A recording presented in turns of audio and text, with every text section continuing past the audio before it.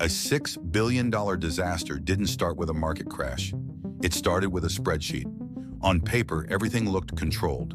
A massive bank, experienced executives, a risk department built to prevent exactly this kind of collapse. But inside JPMorgan, a single trading strategy began growing far beyond what anyone expected.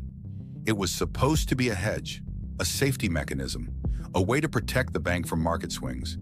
Instead, it became a hidden bet. Traders built a complex position so large the market started to notice. And the moment competitors realized what was happening, the strategy turned into a target. Prices moved against JPMorgan. Losses quietly began stacking. At this point, the bank faced a decision: cut the position early, accept the damage, and move on. Or defend it. They defended it. They adjusted models, changed assumptions, and tried to prove to themselves that the strategy was still under control. That's when the spreadsheet became fatal. Risk calculations were run through a complex Excel sheet, and in that spreadsheet, errors appeared. Wrong formulas, manual adjustments, numbers that looked safer than reality. On the surface, the losses looked manageable, but underneath, the position was collapsing. The bank wasn't just losing money, it was losing time. And in finance, time is everything. By the time leadership fully understood what was happening, the losses were no longer controllable.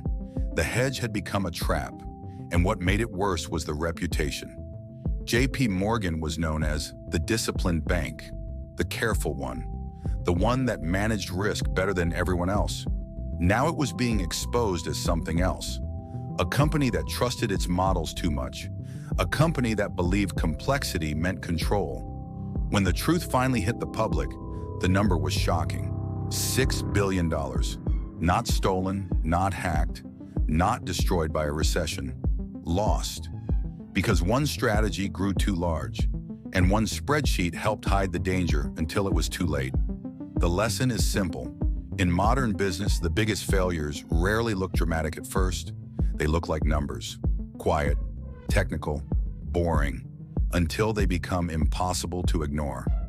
JPMorgan didn't lose $6 billion because of one trader. It lost $6 billion because the company believed risk could be managed with formulas, even when reality had already changed.